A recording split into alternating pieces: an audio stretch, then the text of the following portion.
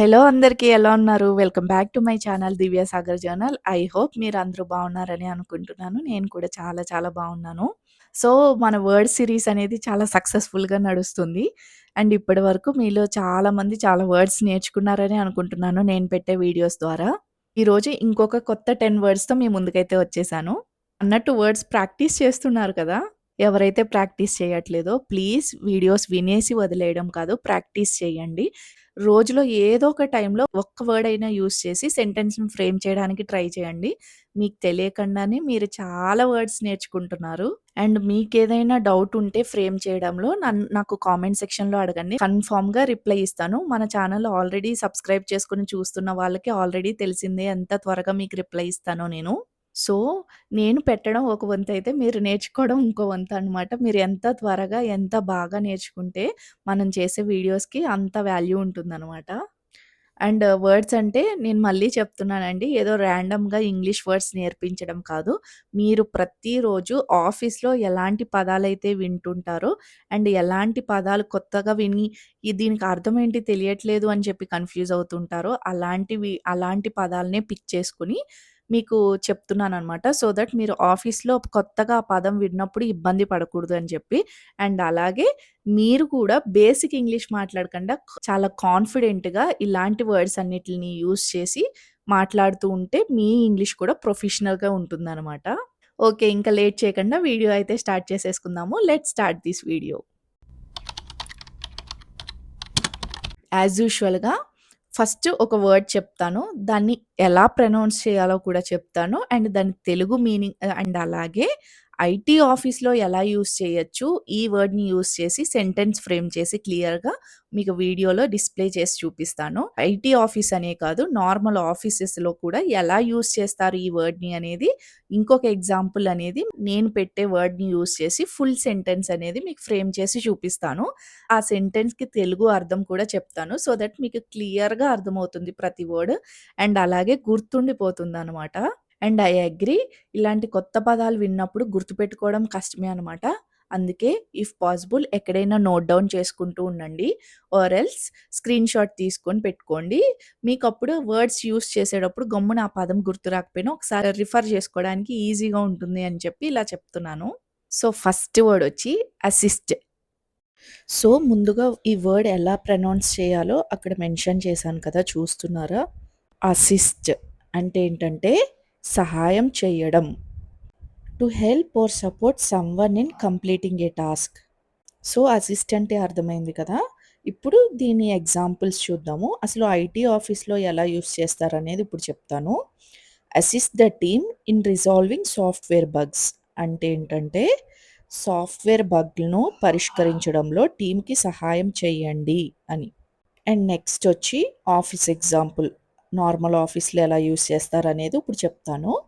Assist your manager in preparing the report అంటే, report తయారీలో మీ మేనేజర్‌కు సహాయం చేయండి అని చెప్పి.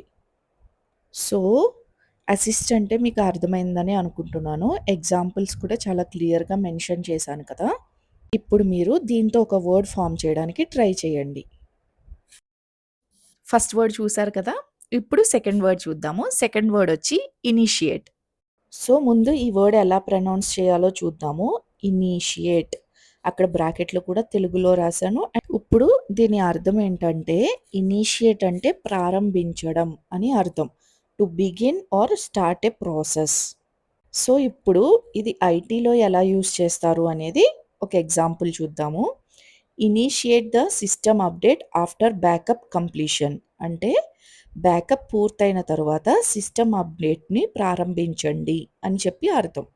సో, మీకిప్పుడు ఈ ఇనిషియేట్ అనే పదం ఎలా యూజ్ చేయబడిందో అర్థమైంది కదా! ఇప్పుడు ఆఫీస్ ఎగ్జాంపుల్ చూద్దాము. Initiate the project after client approval అంటే, క్లయింట్ ఆమోదం తర్వాత ప్రాజెక్ట్‌ను ప్రారంభించండి.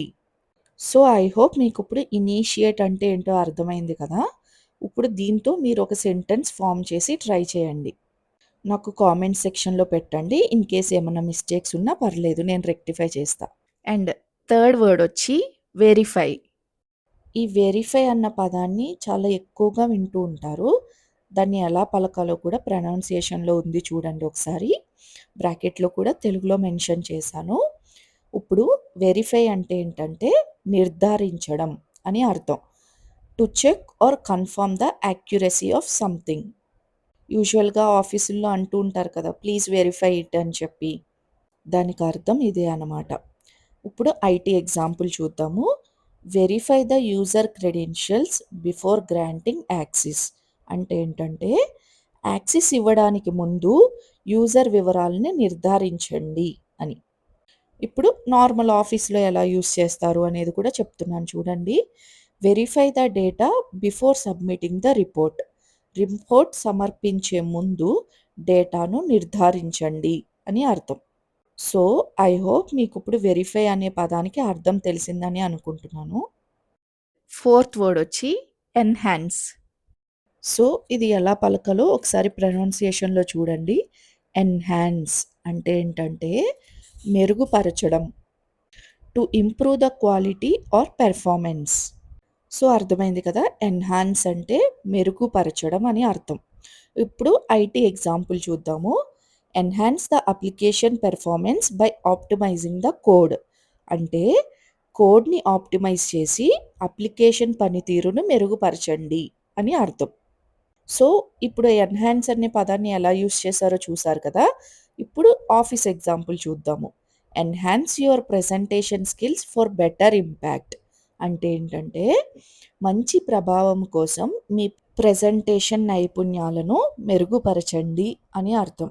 సో, ఇప్పుడు మీకు ఎన్హాన్స్ అంటే పదం అర్థమైంది కదా!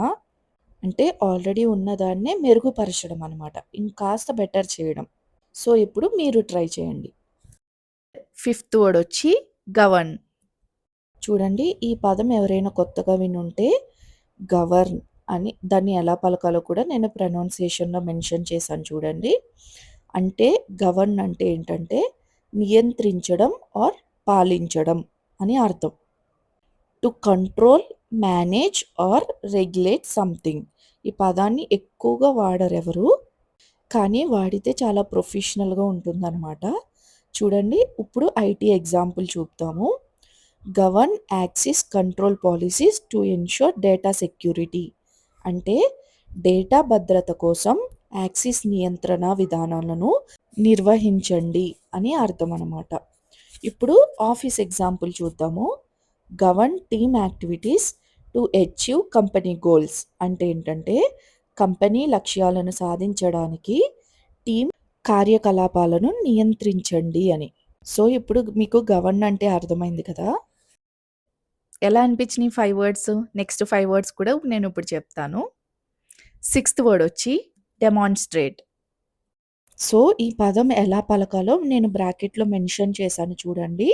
డెమాన్‌స్ట్రేట్ అంటే ఏంటంటే చూపించడం లేక వివరించడం అని అర్థం. To show or explain how something works. ఇప్పుడు ఐటీలో ఎలా ఉపయోగపడుతుంది ఈ వర్డ్ అనేది మీకు ఇప్పుడు చెప్తాను. Demonstrate the new software features to the clients.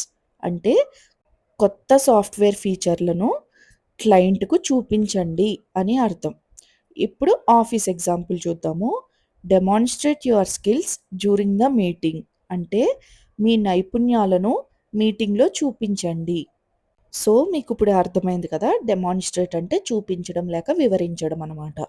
So, ఇప్పుడు మీ టర్న్. మీరు ఈ డెమాన్‌స్ట్రేట్ అనే పదాన్ని యూజ్ చేసి ఒక సెంటెన్స్‌ని ఫార్మ్ చేయండి. ఏదైనా సరే. ఇలా చేయడం వల్ల మీకు ఆ పదం గుర్తుండిపోతుందనమాట. అందుకే సెంటెన్స్ ఫార్మ్ చేసి ట్రై చేయమంటున్నా. అండ్ సెవెంత్ వర్డ్ వచ్చి డిస్పాచ్. ఈ డిస్పాచ్ అనే పదాన్ని చాలామంది వినే ఉంటారు.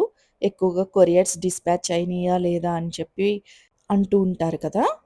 దాన్ని ఎలా ప్రొనౌన్స్ చేయాలో నేను బ్రాకెట్‌లో మెన్షన్ చేశాను చూడండి. డిస్పాచ్ అంటే పంపించడం అని అర్థం అనమాట.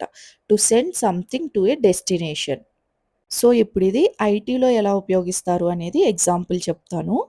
Dispatch the data packets to the server ఎఫిషియంట్‌లీ. అంటే డేటా ప్యాకెట్లను సర్వర్‌కు సమర్థవంతంగా పంపండి అని అర్థం. సో, ఇప్పుడు ఆఫీస్ ఎగ్జాంపుల్ చూద్దాము. Dispatch the documents to the clients on time అంటే డాక్యుమెంట్లను సమయానికి క్లయింట్‌కి పంపండి అని అర్థం.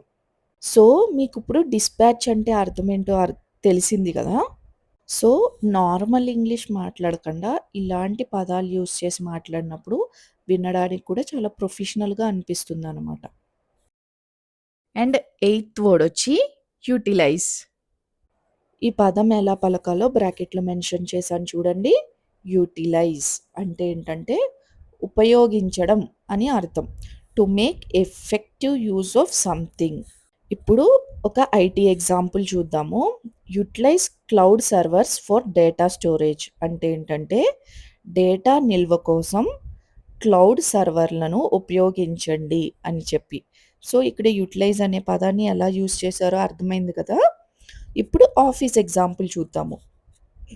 యుటిలైజ్ అవైలబుల్ రిసోర్సెస్ ఎఫెక్టివ్‌లీ అంటే అందుబాటులో ఉన్న వనరులను సమర్థవంతంగా ఉపయోగించండి. సో, ఈ యుటిలైజ్ అన్న పదాన్ని కూడా మీరు ఆఫీస్‌లో ఎక్కువగా వింటూ ఉంటారు. సో, ఇప్పుడు దీని అసలు అర్థం మీకు తెలిసింది కదా! మీరు ఈ యుటిలైజ్ అనే పదాన్ని యూజ్ చేసి ఒక సెంటెన్స్ ఫార్మ్ చేయడానికి ట్రై చేయండి. అండ్ కామెంట్స్‌లో కూడా చెప్పండి నాకు. ఈ పదాలన్నీ మీరు ఎప్పుడైనా ఆఫీస్‌లో వింటున్నట్టు అనిపిస్తుందా? నైన్త్ వర్డ్ వచ్చి రీలొకేట్. సో, ఈ పదాన్ని ఎక్కువగా వింటూనే ఉంటారు. రీలొకేట్ అంటే ఏంటంటే స్థానం మార్చడం. మరీ కాంప్లికేట్ తెలుగు అనుకోకండి. To move something to a new place. ఈ పదాన్ని మీరు ఎక్కువగా ఏ సందర్భాల్లో వింటూ ఉంటారంటే, ఒక లొకేషన్ నుండి వేరే లొకేషన్‌కి రీలొకేట్ అయ్యారు అని అంటూ ఉంటారు కదా! మీకు అర్థం అవ్వడం కోసం అలా చెప్పాను. ఇప్పుడు ఐటీ ఎగ్జాంపుల్ చూద్దాము. Relocate the server to a more secure location అంటే ఏంటంటే, సర్వర్‌ను మరింత భద్రమైన స్థలానికి మార్చండి అని అర్థం. సో, ఇప్పుడు ఆఫీస్ ఎగ్జాంపుల్ కూడా చూద్దాము. Relocate to a new branch for better opportunities అంటే మంచి అవకాశాల కోసం కొత్త బ్రాంచ్‌కు మారండి. సో, ఇప్పుడు మీకు అర్థమైంది కదా ఎగ్జాంపుల్స్ చూసినాక. సో, రీలొకేట్ అంటే ఉన్న ప్లేస్ నుండి వేరే ప్లేస్‌కి మార్చడం అనమాట సింపుల్‌గా.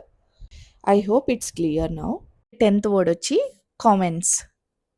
సో, ఈ వర్డ్ పలకడానికి ఇబ్బంది పడకండి. బ్రాకెట్‌లో మెన్షన్ చేశాను చూడండి ఎలా పలకాలో. కమెంట్స్ అంటే ప్రారంభించడం అని చెప్పి. To begin something. సో, ఇప్పుడు ఒక ఐటీ ఎగ్జాంపుల్ చూద్దాము. Commence the system installation process అంటే ఏంటంటే, సిస్టమ్ ఇన్‌స్టాలేషన్ ప్రక్రియను ప్రారంభించండి అని అర్థం. ఇప్పుడు ఆఫీస్ ఎగ్జాంపుల్ చూద్దాము. Commence the meeting at the scheduled time అంటే నిర్ణయించిన సమయంలో మీటింగ్‌ను ప్రారంభించండి అని చెప్పి. సో, ఇప్పుడు మీకు అర్థమైంది కదా! కమెన్స్ అంటే ప్రారంభించడం. మీరు ఊరికే start the system installation process అనే బదులు commence the system installation process అంటే ఎలా అనిపిస్తుంది చూడండి. సో, ఇలాంటి చిన్న చిన్న మార్పులు చేసుకుంటే మనం బేసిక్ ఇంగ్లీష్ మాట్లాడకుండా ప్రొఫెషనల్‌గా మాట్లాడొచ్చనమాట. ఇదేం రాకెట్ సైన్స్ కాదు. సో, ఎలా అనిపిచ్చాయి వర్డ్స్? లాస్ట్ వీడియోలో చెప్పాను కదా! కొంచెం కాంప్లికేట్ చేస్తున్నాను ఈసారి వర్డ్స్ అని చెప్పి. అందుకే అన్నీ కాంప్లికేట్ చేయలేదు. మీరు కంగారు పడతారని చెప్పి కొన్ని సింపుల్ అండ్ కొన్ని కాంప్లికేటెడ్ వర్డ్స్ అయితే చెప్పాను. ఇప్పుడు చెప్పిన 10 వర్డ్స్‌లో మీరు ఫస్ట్ టైమ్ ఈ వర్డ్ నేను ఇప్పుడే విన్నానక్క అన్నది ఏదైనా ఉంటే నాకు కామెంట్ సెక్షన్‌లో చెప్పండి. అండ్ అలాగే యాజ్ యూజువల్‌గా ఇఫ్ పాసిబుల్ నేను చెప్పిన ఏదో ఒక వర్డ్ తీసుకొని సెంటెన్స్ ఫ్రేమ్ చేసి నాకు కామెంట్ సెక్షన్‌లో చెప్పండి. ఏం కాదు. ఏమన్నా చిన్న చిన్న తప్పులున్నా నేను ఖచ్చితంగా రెక్టిఫై చేస్తాను. అండ్ మళ్ళీ 10 వర్డ్స్‌తో మీ ముందుకైతే వస్తాను. ఈ వీడియోకైతే ఇంతేనండి. ఈ వీడియో నచ్చినట్లయితే మీకు తెలిసిందే కదా! ఈ వీడియో నచ్చినట్లయితే ప్లీజ్ వీడియోని లైక్ చేయండి. అండ్ అలాగే మన ఛానల్‌ని ఎవరైతే ఫస్ట్ టైమ్ చూస్తున్నారో ప్లీజ్ ఈ వీడియోస్ మీకు వర్తీ అనిపిస్తేనే ఛానల్‌ని సబ్స్క్రైబ్ చేసుకోండి. అండ్ ఆల్రెడీ ఎవరైతే సబ్స్క్రైబ్ చేసుకున్నారో వాళ్ళందరికీ thank you so much. And అలాగే వీడియోని హైప్ చేయడం మాత్రం మర్చిపోకండి. సో దట్ ఈ వీడియో ఇంకొంతమందికి రీచ్ అయ్యి వాళ్ళకి కూడా హెల్ప్ అవుతుందనమాట. ఈ వీడియోకైతే ఇంతేనండి. నెక్స్ట్ వీడియోలో మళ్ళీ కలుద్దాము. Until then see you. Tata. Good bye.